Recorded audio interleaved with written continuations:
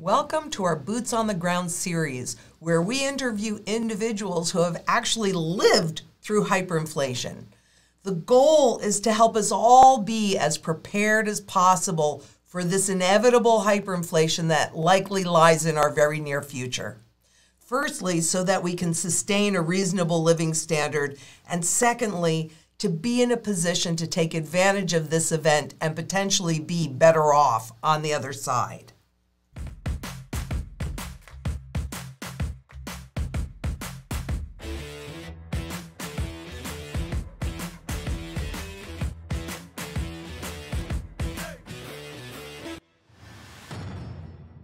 So in my experience so far, my life experience in these countries with very shaky economies and big financial disasters happening, is that it's very hard to trust the system.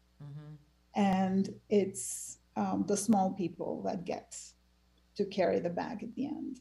We need to look for ways to protect the wealth that we've created that does not involve the system. Or at least a portion of that wealth, if we're not comfortable with all of it. I'm Lynette Zang, Chief Market Analyst here at ITM Trading, a full-service physical gold and silver dealer.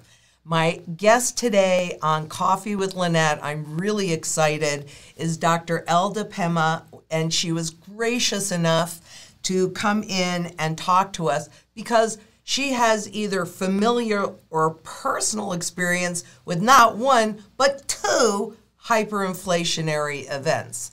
The first, through her family's experience of the Italian takeover of Albania during World War II, and the second in the 90s in Bulgaria, as she was a student of economics at the American University there. After graduation, she came back to the U.S. and got her PhD in economics and public economics. She's currently a people research scientist at Facebook, and prior to that, she taught applied data analysis economics and labor economics at the Naval Postgraduate School. So, as an economist, she brings a critical understanding to add to her personal experience of living through hyperinflation. Elda, thank you so much for coming today. I am so excited to have you here. Thank you so much, Lynette, especially for the opportunity to tell these stories to others, especially in this time that we're living now, where it's more relevant than ever. I'd like to first talk a little bit about growing up in Albania, which experienced one of the most severe dictatorships, communist dictatorships, for more than 40 years. We were liberated by the Italian takeover in 1944, and soon after the communists took over, Albania was extremely poor, and so there were very few wealthy people or landlords. And so there was quite a bit of popular support for taking over, confiscating the property of the few wealthy and spreading it over to everybody else. During this period, everything got confiscated, all property, everything, stores, any kind of private enterprise, all homes, ranches, land, anything got confiscated, as was gold as well. My family wasn't wealthy, but my aunt married into a wealthy family. They were merchants, they had houses, ranches, stores. Everything was gone in an instant. Everything was taken over. They were, however, able to hide their gold, and they survived for the next 40 plus years as a family with that gold. A few years ago, my aunt actually gave me one of those pieces of gold that I wear as a necklace. It's a French franc from the 19th century, and it's a constant reminder that gold has always been money, and was pretty much the only way for this particular family to survive and also hold on to some of their wealth. After the communist rule was basically over in 1991, a lot of a lot of people who owned land were able, or houses or real estate were able to get it back. But this particular family that I know of has spent 30 years in lawsuits, right, to little by little take some of that property back. So in other words, there may be disruptions that will result in loss of, say, real property, but getting it back is not necessarily easy. Right. And so during the time that gold was confiscated, it was pretty much illegal to own, trade. However, there was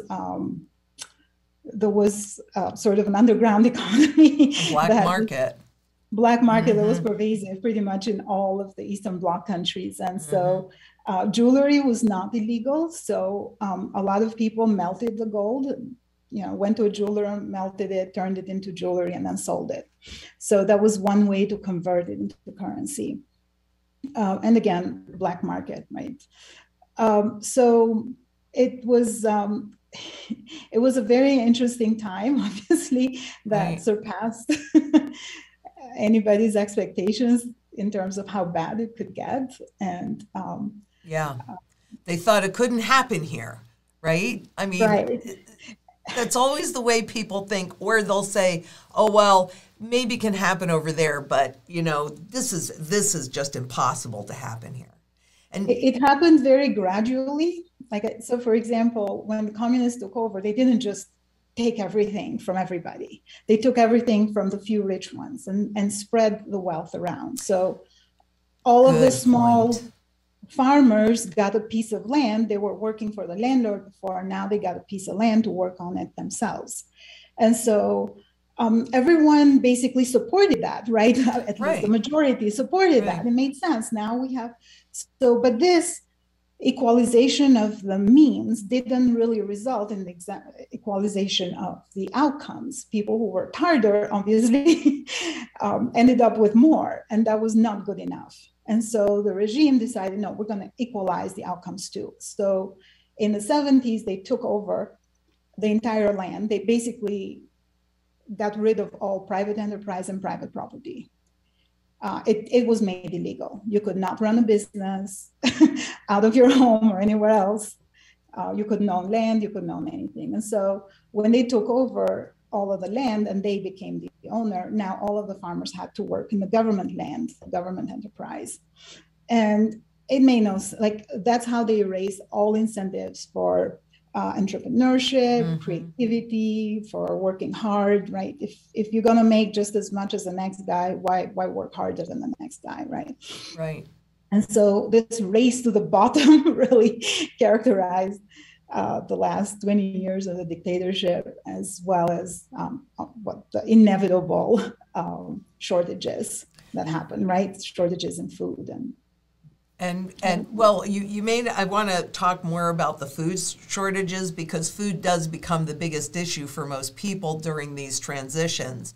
But you also made a really interesting statement, and you're talking about the real property, so land, which is immovable. And therefore, it's much easier to confiscate, and it's because you can't put it on your back and walk away with it. But your family member had gold. And so and you can't hide land either. I mean, it's there. Right. So, but they were able to do that with gold and then survive for 40 years on that real money that they got to hide. And I think it's also interesting that jewelry was not confiscated, right? Maybe because it's a collectible. And I wonder if other collectibles might not have also been not confiscated. I guess it was traditional for people to, when at least there was a wedding or an engagement, to gift jewelry and wear jewelry. And so I think that was the reason why, maybe like a traditional, I think that would have been very hard to break. I was going to say, yeah, I mean, India's been trying to do that forever. And so that might have been a push too hard, because the last thing any government wants is a revolution. Yeah. Right. So I think there was quite a bit of affinity to gold jewelry. It was hard to take that. It was considered, it's not like there was no push for that. It was wearing jewelry or excessive jewelry was considered bourgeois, right? There were couples that, to show their like dedication to the regime, would marry without gold bands.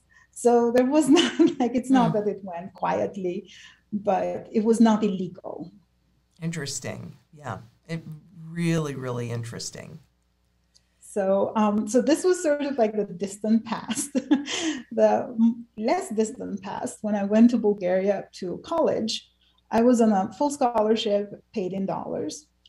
And when I first got there, I noticed that the exchange rate between the dollar and the lev was about 1 to 50, 52 or so, $1, 52 lev. And so for the next couple of years, the exchange rate kept inching up to about $1 for 70 lev. I did not see a difference in my standard of living, obviously, but I did notice the exchange rate, right, creeping up. And it may sound like it's not so big, but I mean, it's like, what, 40% increase, right? Right. If they do that over a long period of time, it's not so noticeable. Like, exactly. You know, all of the fiat currencies have lost so much of their purchasing power value. So were you getting money to live on in Bulgaria in dollars at that point? So you actually were probably better off then because you had dollars. I was very well off, but not quite. So I thought I was shielded from what happened afterwards. You wake up one morning and you find out the exchange rate is about 1,000 lev to $1. I'm sorry, yeah, 1,000 lev to $1. Mm-hmm. And so you think, well, I'm in the money, right? Dollars. Not quite. Really? Okay. Whenever these big economic shifts happen, it's like a storm. It might not affect everyone the same way, but everyone does get affected. And so, so the first thing that happened was because the exchange rate was changing like within hours. It made I would lose money if I exchanged anything bigger, like big bills. Any big bills were just not a smart move. So I was only exchanging like $1, $5 at a time. Oh, that sounds like when I was in college, I was exchanging $10 at a time, taking $10 out of the bank. But yes, okay, go ahead. Sorry. So, so yeah, I mean, it's not like normally I would exchange more, but I would exchange. So now I used to have like a budget for the week, and I would exchange that money at the beginning of the week and then carry on. Right. That was just not possible anymore. So the trips to the exchange bureau were basically happening daily. And once I ran out of the $1 and $5 bills, the next question was, well, how much money am I losing by exchanging a bigger bill? Right.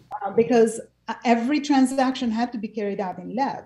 So if I exchange a $20 bill and I get this lev that tomorrow will be useless, I'm still affected, right? So then I thought, okay, well, the best way then to deal with this when I only have big denomination, like 20s, I was a student, right? Not much further than that, was to just buy stuff. So if I buy the things that I can predict I'm going to need in the next, few weeks, then that could be a good strategy. So then you go to the store and all of the price stickers are gone because all of the sellers have now realized that they'd be losing money, right? Mm-hmm. If they sell at the old price. Mm-hmm. And so you have to ask the seller for the price of every item in your basket. And they can't just quote your price. They will go with their little calculator, figure out what is the spot exchange rate, mm-hmm. and give you a value at that point in time. So you are basically getting a different dollar value or lev value at any point in time you want to shop. Transaction costs at this point have completely ballooned, right? Imagine going through a checkout lane that way. Yeah. And eventually this got way too costly, but also very unpredictable. So from a seller's point of view, they don't know whether it's better to sell and get possibly worthless currency, or not sell at all and hold on to the stuff, to the wares they have in their store. Mm-hmm. Because they can't replace within them. a matter of They couldn't replace them for the same amount that they were selling them at. Right. Exactly. So they eventually figured out that tying their prices to the spot exchange rate was still not good enough. And so all the stores, within a week, all the stores were boarded up, closed down. Would that be because they were looking at an official rate, which was one thing, and when they had to buy product, you know, it was they were the rate was looking at the different? market rate. They would look at the market rate. Like if I were to go to the exchange bureau, what would I be getting? Right, That's that'd the be rate the that official. we're looking at. Right. The problem was that it was just too uncertain. Like business, carrying out business was just too uncertain. They just didn't know. If I sell it at this exchange rate, I could sell it for more an hour later, right? Should I hold on or what? And then if I do get left, is this going to be useless tomorrow? So in other words, like the whole faith in the currency was eroded to the point that it made no sense to carry out business using that currency. So there are a few things about that, but you know, as a student, you might have had a different perspective, but you were studying economics.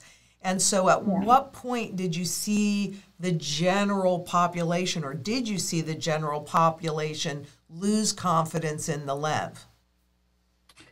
Oh, everybody did. And it happened really fast within the span of a week, as in people waking up and finding out that their monthly salary was now worth a couple of dollars. It was so drastic, so fast that within a couple of weeks, the exchange rate went from $1 to 70. I'm sorry, $1 to 70 lev to $1 3,000 lev.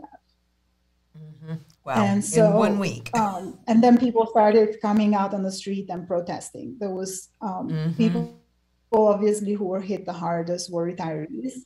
Anyone who worked in the past and collected old lev, old as in pre-inflation lev, they saw their savings erased within a matter of days, and with no opportunity to reclaim that once the economic situation was brought under control. So once they put in Bulgaria, they put in what, a currency stability board? Board. And then they put in a currency board. Mm-hmm. No. They pegged their currency to the Deutschmark. So at this point, they basically had no more control over any type of monetary, like they had no more monetary policy they could carry out. It was whatever the central bank of Germany decided to do, that they had to go with it. However, what this did was create some trust, sort of bring in the trust that was lost in the currency in the public, so they could, again, accept lev for transactions. So when I saw that, you know, and I was reading about it, and I thought to myself, well, because we see this down in Venezuela right now, what if every currency on the planet is hyperinflating at the same time? Where are they going to go? I think that what they'll do is they'll go to gold. And even though like that was a solution, yeah, exactly, and the gold. Exactly. Yeah. That was a temporary, like that was a solution to get out of the crisis, but it came with a lot of cost. So it's not that, you know, we could hypothetically believe there is one currency in the world that is still stable and we could all peg to that and solve all of our problems with hyperinflation. Well, the problems aren't the currency. It's not like... Right. The problems are the governments and the central banks. The problem's not the currency. Exactly. Right? So that's sort of like fixing or putting a Band-Aid on the problem, and maybe, you know, continuing to run for a bit. But there were a lot of people who lost everything, obviously.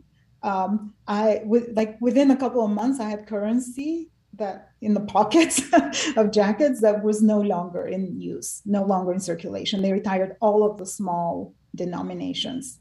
So did they do a redenomination of levs? Did they do because if they then pegged it and people couldn't, They didn't why didn't, redenominate.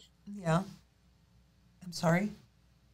Basically, inflation, whatever inflation was like built in the system at the point where they created the currency board, that's where it like that sort of became permanent, as in, and so all of the 1 and 2 and 5 lev currency like denominations were just useless at that point. There were mechanics using the coins to make like washers to fix cars. I mean, it was just More worth for scrap metal. Yeah. So So the savings were wiped out. And there was no opportunity, even with that currency board, even with the promises that this was going to fix it, there was no way for the normal person to recover. So things basically were stabilized to the point that the country could go on and the stores could open and business could continue. But what was wiped out permanently. And so in other words, there could be a solution hypothetically if there is a stable currency in the world for situations like these of hyperinflation. But, you know, when it comes to the individual who is trying to preserve their wealth, that's not a solution. Yeah. It's just the solution for going on from the disaster. Well, there are always, you know, what we know is a hyperinflationary event is a massive wealth transfer. So the IMF, interestingly enough, the IMF did a study on Bulgaria. And I want to just kind of read this for you, and then I want you to tell me what you think about it, okay? This is from the IMF. The near hyperinflation, I love that, the near hyperinflation of late 96 and early 97, although difficult and costly, helped ensure the viability of the currency board by reducing the real value of domestic debt, which had initially been a threat to a balanced budget.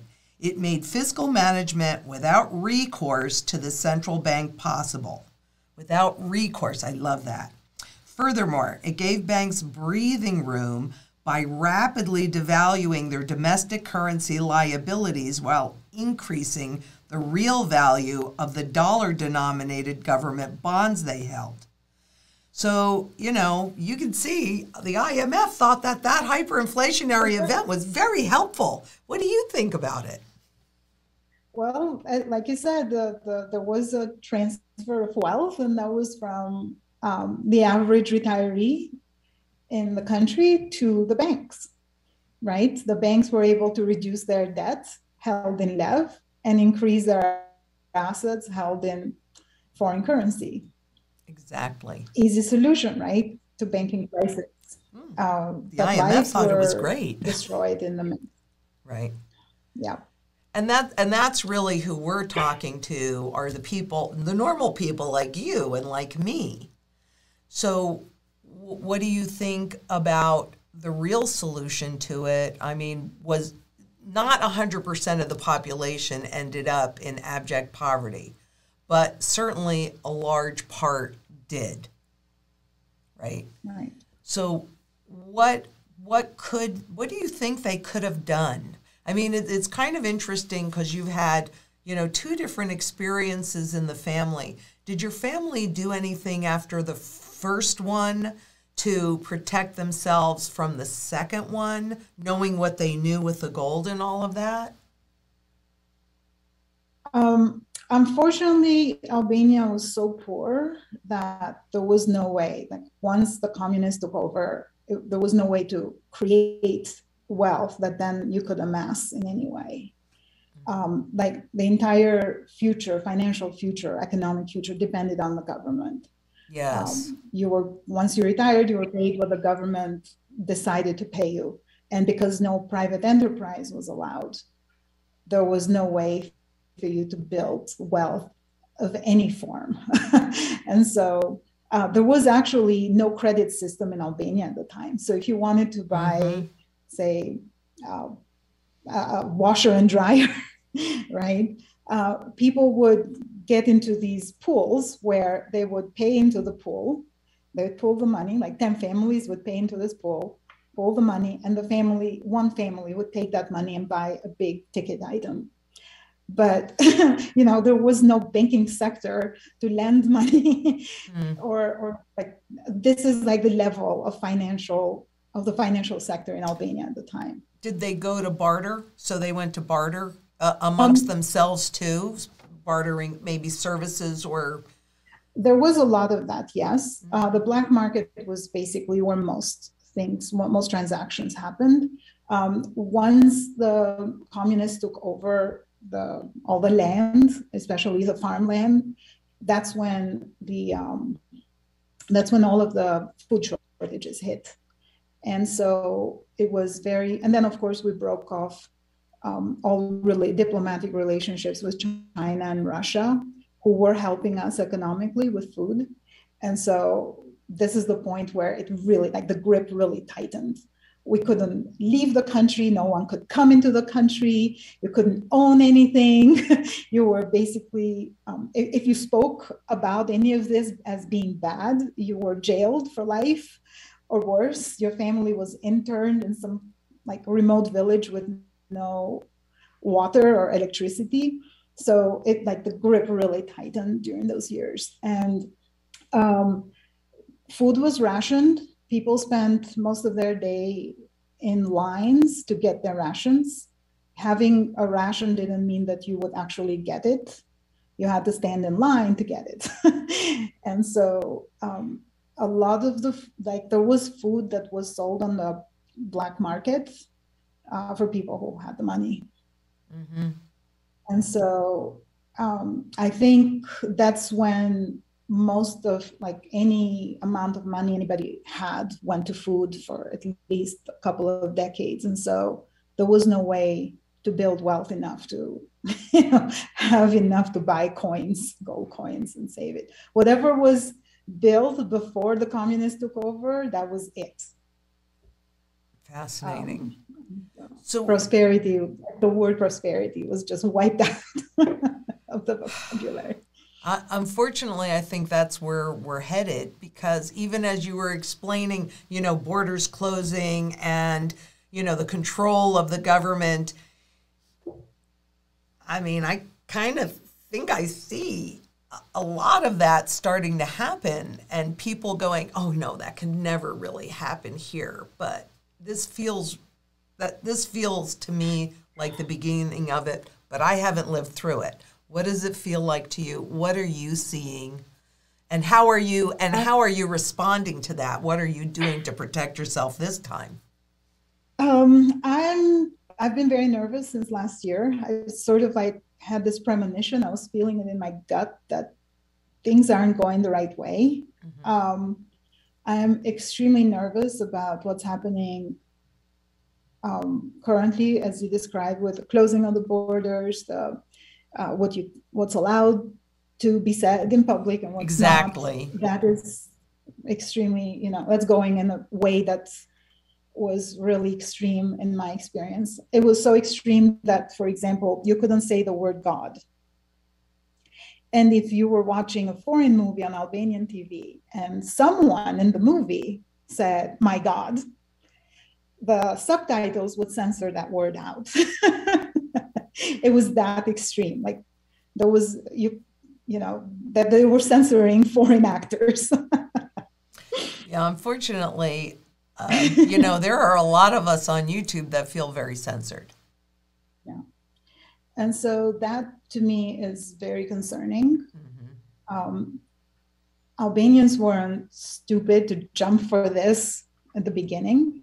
It crept up on them little by little by little by little. There was always a good selling point at the beginning, but once the government had complete control, then they could do anything. And any dissenting voices were killed, jailed, families interned. And this is actually the way that they were able to maintain control, that the families would take the brunt of the punishment. Mm-hmm. In other words, they used fear. They used fear, coercion, anything. Yeah. Yeah. What was it ever a point where it was like neighbor that, like early in the beginning where they would have the neighbor police neighbor kind of thing? Oh, the entire time. The entire time. So you could be having a very bad day and having a drink with your friend, and you say one word too many, the friend would be ratting you out. I know personally people whose lives were destroyed that way. They said something to a friend they shouldn't have said. And To a shouldn't have friend. said To a friend. I to a mean, friend. to a friend. Yes. And so, yes, that's what they relied on to enforce this, right? They didn't have policemen in every house. Right. My grandfather was very outspoken. And so he would just, be speaking in the house. He would be speaking out and I was like, he's a crook or whatever. And we were like, hush, hush, hush, no. Like, keep quiet, keep grandpa quiet somebody might hear. Before the neighbors hear it. And we're seeing that in like the recent law that was passed in Texas. And I know up in Canada where neighbors are supposed to let you know if somebody's supposed to quarantine. So we're seeing that same kind of behavior again on a global basis, aren't we? And I'm sad to say that works. Well, it does. It makes your world really narrow and you can't really exchange ideas. Yeah. Right. Which is why what you're doing by volunteering your story, it's critically important. I mean, I can volunteer my research and I can give my opinion, but I have not lived, I've lived through a currency shift because I was alive in 1971. And I remember that as a teenager, but really I haven't gone through what you went through in Bulgaria, and most people that are looking at this probably haven't. But if anybody has had that experience, please send that to services at ITM Trading if you're willing to come on and share your story, because it's really, really important. So I wanted to go back to what parallels can you see, with your 2020 hindsight of what you lived through, and as an economist today, what are you seeing? Do you think this time will be different? Because that's what everybody thinks. Well, history repeats itself. So that it might be different, I doubt that. Socially, I'm seeing a lot of what I experienced growing up in Albania. As far as like the economic sector, I'm seeing a lot of what preceded the economic collapse in Bulgaria, the hyperinflation of Bulgaria. The reason why they had hyperinflation was this quantitative easing. They were injecting money into the economy. And so that's been happening in overdrive. Yes. In this economy. Hyperdrive, you might say. Exactly. So that concerns me a lot.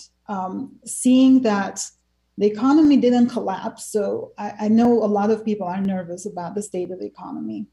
And they think that this is the United States, nothing horrible is going to happen here. Well, nothing horrible in the big picture happened in Bulgaria either. People still live, there's still a country, right, called Bulgaria. But that doesn't mean that the lives weren't destroyed, financially speaking, and wealth wasn't eroded. And so maybe something big might happen and the United States will still continue to be, as I hope and wish, but that doesn't mean that individuals are not going to have a hard time financially for a period of time or forever as a result of that. So what are you doing, if you don't mind sharing? And you don't have to, yeah. But how has that changed your perspective and what you're doing for yourself? Because you also mentioned retirement.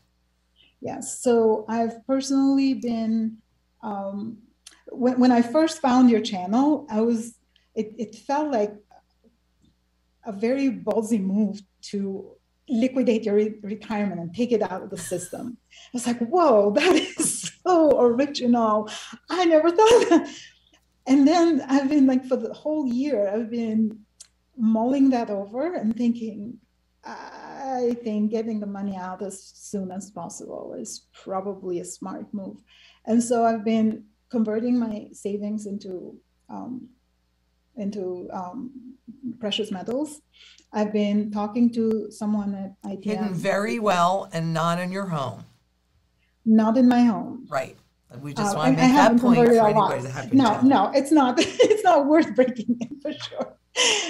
But I've started to liquidate my assets in my retirement account because just in the past few weeks there's been major downturn, and so I feel like that's like living on borrowed time. That the retirement money is living on borrowed time. And so my plan is to eventually take the money, all of my retirement money out, and maybe leave just some, because I'm not like, I guess I haven't gotten like mentally to the point of getting it's hard to believe. Out of the system. It's very hard, even as an economist, even with all of that, life experience. Didn't the Bulgarian stock market raise as the currency was going into hyperinflation? Didn't that go up? I believe so, but I wasn't in the market. I was a student at the time. Right. Barely any savings. But it did. So people rush into the market, which is denominated in the lev, and the markets go up, and they think, isn't this great? I'm making money. But the purchasing power value of the underlying currency, which is the only thing you can convert it into. Yeah. Right. And, so you also talked about Cyprus. Mm-hmm. And I've talked a lot about Cyprus over the years. Very interesting how they tested out, taking bank accounts with and without the deposit insurance scheme and the retirement plans. Do you want to talk a little bit about that as well? Right. So as now I'm thinking about how best to protect my retirement savings, that case has been in my mind a lot, because what happened in Cyprus to save the country from a financial crisis, the government negotiated, I think, a $13 billion deal with the IMF and other European banks. And according to this, they would be bailed out. But what was the catch? Any accounts over 100,000 euros, which may seem like a big amount, but it's not if you've worked all your life for that. Right. It's about what now, $110,000. Any amount above that was basically taken, stolen, really. And it lost about half of its value, and it was converted into shares into the bank, the failing bank. Sounds like a deal to me. People were forced to buy shares into a failing bank. That's a great investment, right? Imagine your life savings going into that deal. And so there is a precedent, and more than one, of governments basically taking over retirement money. It's just, I feel like, especially, it's just too easy, tempting. Right, it is, because all that wealth is sitting there. There is no trustee that's going to say, oh, government, no, we're going to protect our clients, because basically they take your wealth, and then this is not true in every case, and you'd have to look at the individual documents. But in many cases, they get to use your equity as collateral and borrow. It's not really your equity once you make that deposit. You have to read the fine print. You're loaning the bank that money, and so you're a creditor just like everybody else, which is why they could easily take that. Right. The other thing about Cyprus that I found really interesting, and we could, Edgar, would you find that graph, and if you can just remind me, but I came across this graph that showed like the other European banks and German banks, and how once Cyprus became part of the European Union, right, They made all these massive deposits, but then they started getting out, like exactly. Whereas the general population, they just keep their money in there. It's sticky. Do you think they knew something? Yeah. It's like, so in my experience so far, my life experience in these countries with very shaky economies and big financial disasters happening, is that it's very hard to trust the system. Mm-hmm. And it's the small people that get to carry the bag at the end. Mm-hmm. So we need to look for ways to protect the wealth that we've created that does not involve the system. Exactly. Or at least a portion of that wealth, if we're not comfortable with all of it. I have my mantra, which you're probably familiar with: food, water, energy security, barterability, wealth preservation, community, and shelter. Yeah. So if you look at that, if you were able to get yourself positioned in each one of those areas, and under the food, I always kind of think of medicine for anybody that has a chronic illness, because what mm-hmm. happened to medicine during this period of time? You couldn't get it, right? So, if somebody actually executed that strategy, which I personally have, mm-hmm. do you think that would really offer enough protection? Or is there something else that we should add to it? Or is it too much? Or what do you think about that? I think that would be a lot of protection. So for example, growing up, all houses in Albania did have a little garden and some chicken, so we wouldn't go hungry. But those gardens were eliminated over time. And so that self-reliance was basically taken over or sort of like taken away little by little. We ended up with a generation that didn't know or considered it backwards to have chickens in the backyard. So I do believe that having some source of food that doesn't depend on stores or anywhere else is definitely. I just wonder, like, to what extent self-reliance is possible in the United States, because there's been many more generations here. Okay, I did grow up with backyard chicken because my grandmother had them, but my husband, who's American, didn't. Right? How many generations in the U.S. have grown without knowing how to? Right? I really I'm enjoying the trend of seeing people plant more. Mm-hmm. I also think that in the US, there could be ways that do not involve full, live out of your backyard. Right. So there's small farms, and people are organizing community food from the farms, communities, right? So communities where you can get the food from a farm and help out or arrange some way, right, to have access to that without having to become a farmer ourselves. That could, that I feel like it would be sustainable. So maybe not going all the way, but figuring out some middle way. Exactly. That doesn't involve you getting in the car and going to the store. Mm-hmm. would be definitely the first thing to think about, right? We need food. And so what else would I add there? Well, obviously I would add gold. Well, that's the wealth preservation piece. Right. And also, a bit of the barterability, though I personally prefer silver mm-hmm. for this is more gold. Yeah.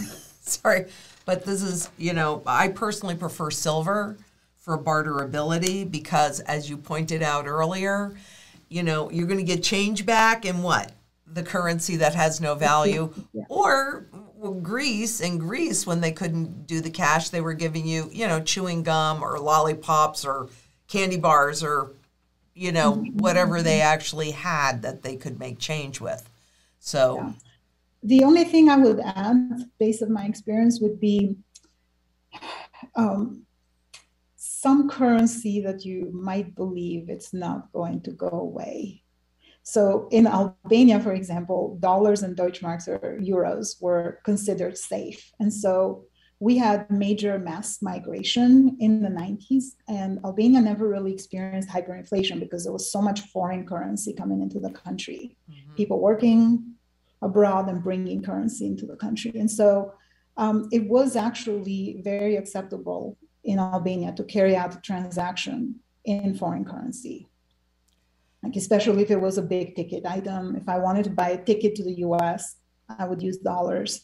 So if we do believe that there are countries out there with currencies that might be more trustworthy than the dollar. Do you see any? No, but I just think a little bit of that for transaction purposes. Initially, yes, before everything goes down.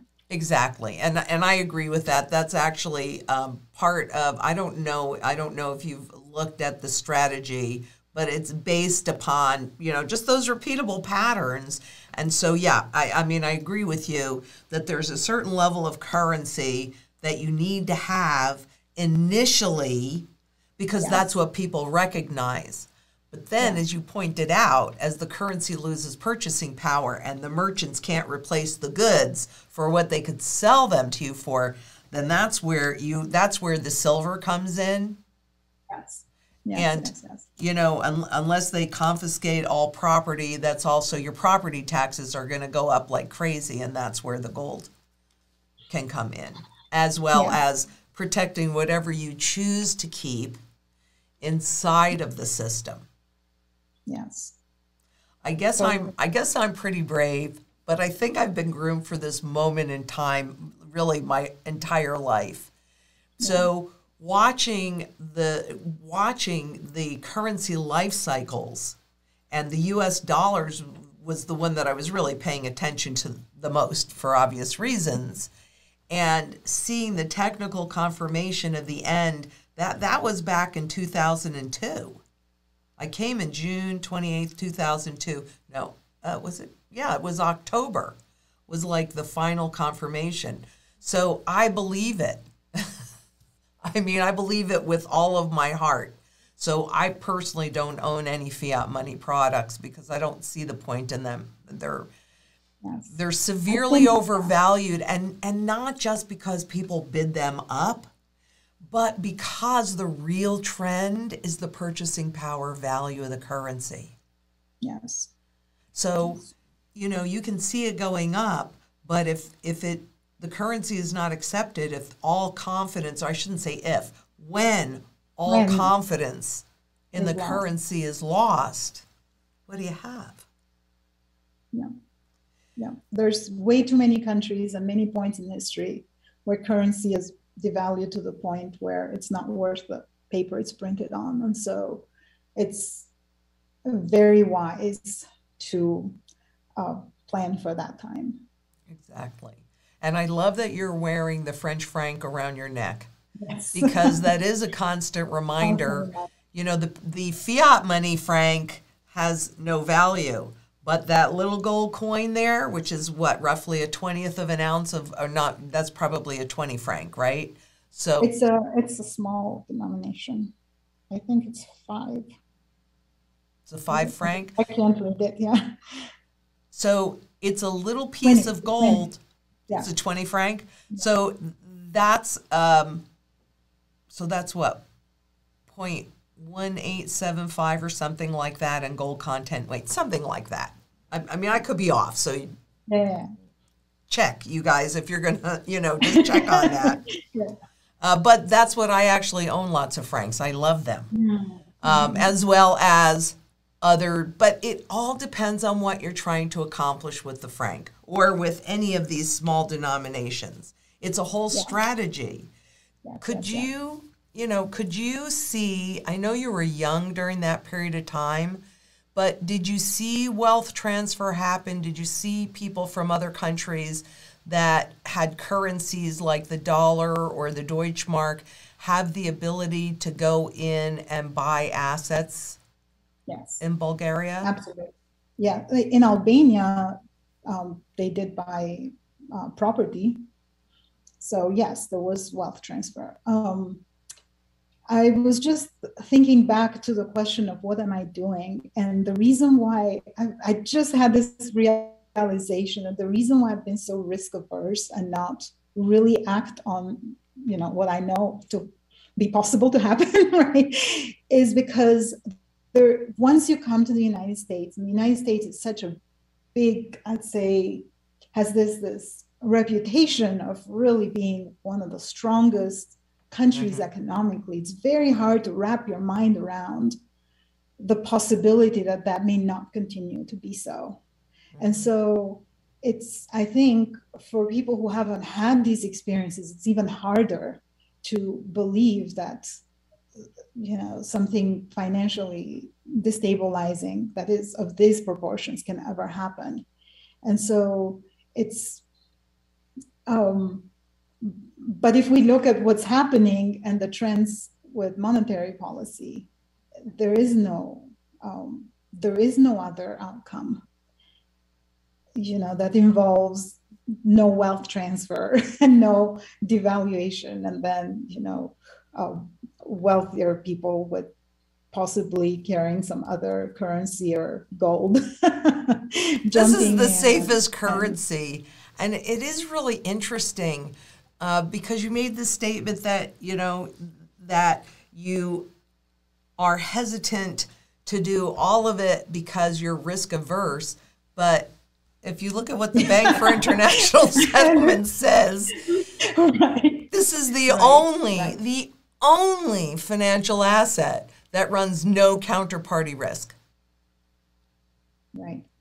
And when you look at, as an economist too, when you look at global central banks, I see them as between a rock and a hard place because the interest rates, do you think they can raise interest rates? In these conditions in the US, no way. No way. The labor market is tanking. Inflation is high. You raise interest rates, literally recession. No, there's just no way. And as an economist too, let's kind of stay on there for just a minute. I know we're going a little long, but I find this really fascinating, to tell you the truth, because you have the central banks coming out and saying that they have the tools and saying, and basically Powell saying, oh yeah, well, I'll raise interest rates. But you have other countries that are doing that right now, like Mexico is one that I can think of off the top of my head. And it's not helping their currency. And that's because it's not a demand issue, it's a supply issue. So, I see them as being between a rock and a hard place. How do you see this whole global circumstance? The most recent experience we had in the US with this situation was in the 70s with Carter. And the only way that they were able to overcome and come out of it was Volcker tightening the money supply. Interest rates shot up. The country came to basically standstill. Businesses went bankrupt. In fact, I lived in this house where the landlady told me that at the time she owned multiple rental properties. And she told me that the rate that she was paying, the mortgage rate, was in the 20s. 20% something during those times. So I had one at like 12%. Yeah. That is the cost, right? Or what it would take, or what it took the last time this happened in the US to tighten the money supply, bring hyperinflation down. I do not see people being able to survive mortgage rates of those proportions. Yeah, it'll kill the real estate market, which is interest rates, huge. Yeah. If interest rates go up and nothing happens, it's because the jump needs to be really drastic for something visible to happen in terms of inflation coming down. And I do not see, under the current circumstances, I do not see that move. Yeah, there was one more thing that happened in the 70s, which is when Nixon handed over full control of inflation to central banks. And so we did shift the currency. And personally, that's what I see coming up with CBDCs. So we went from a gold-backed currency to a debt-backed currency. Now we're going to a programmable currency. Yes. I don't know about you, but that scares the Hades out of me. That is very, very, very scary. Maybe we're just, maybe we're wrong, and I hope we are, but I hope we are. For the sake of my children. But yes, that I totally agree. The same sentiment. Wow. Okay. So that's really the point, because if you have this, I mean, initially my strategy was once we got because they're going to have to do something and put gold in the new currency at some degree. I'm not saying 100% backing, but they're going to have to do that to get people to have confidence in the currency again, and therefore use it, and then they'll start to destroy it again. But with a programmable currency, I mean, yeah, it is. It's always a cycle, right? And it just keeps repeating. I like the optimism. I am an optimist. And yes, I live my life in this nasty research, right, that I'm looking at all the time. But I am optimistic because I do see changes happening. I do see people coming more together, right? I mean, they're trying this whole issue over the last 18 months has been about pushing people apart, and there's still a huge amount of division, as we talked about earlier, neighbor against neighbor. But I also see this huge movement more toward community, and even among the younger people, you know, and the lack of trust. And, you know, so I have a lot of hope. And, you know, this, when you talk about your children, I mean, I'm a lot older than you. I'm 67. I probably have another 30 or 35 more years left. But I also have my grandbabies. And so this is about putting yourself in a position to take advantage of the inevitable. Yes. So that on the other side of this, you and your family and your heirs can come out, you know, potentially in a better way. Untouched but wealthier, yes. Right, right. So that they have choices. Because my concern, like we were talking about, you know, everybody now working on the farms that the government owns, working for the government, I mean, that's what they're talking about. You will own nothing and you will be happy. And I'm not so sure those people were happy when they owned nothing. No, I have full faith in the economic man, like the person that we talk a lot in economics, Homo economicus, the drive for prosperity, for improving one's lot in life, and doing so through entrepreneurship is something that cannot be taken away. Mm-hmm. And this is actually what I trust is going to get us out. Because even in the worst of times, there was an underground economy. There were black markets that basically operated like, you know, a regular, perfectly competitive market. So I do have trust in the drive of each person to want to improve their financial and economic lot. Mm-hmm. And that's going to probably, hopefully, get us out of the hard times. Well, we will. I mean, I can't imagine, and history tells us, you know, we're not going to go into that and stay there. But I think how we walk through that, that's the point of the mantra, to be as independent and self-sufficient of the system as possible. Right. And, you know, community, so we all have different skills and talents, and, you know, we can come together and share those to get through this mess. Right. And then being in the right place at the right time with the right assets so that you can take advantage of this inevitable event. Well, our time is pretty much up, but is there anything else that you would like to say or add, or any parting thoughts for today anyway? Because I'd like to have you come back on. You're fabulous. Oh, I'd love that too. I'm very grateful for the opportunity to tell these stories, and I'm really glad to see that you're asking others like me with these experiences to come forth and share, because even as I tell these stories, even my children laugh. Hard to believe. It's hard to believe that this could actually happen, but in such I want to consider my lifetime short. I'm in my 40s, so if I have experienced this and I'm in my 40s, it's very likely, the probability of it happening is very likely. And the sooner people start hedging against that possibility, the better. And I'm including myself in that as well, as risk averse as I could think of myself to be. Yes. No counterparty risk. Exactly. Thank you so much, Lynette. Oh, thank you so much. I really appreciate it. And for our viewers, I hope you got as much out of this as I did. This was wonderful. And until next we meet, please be safe out there. Bye-bye. Bye.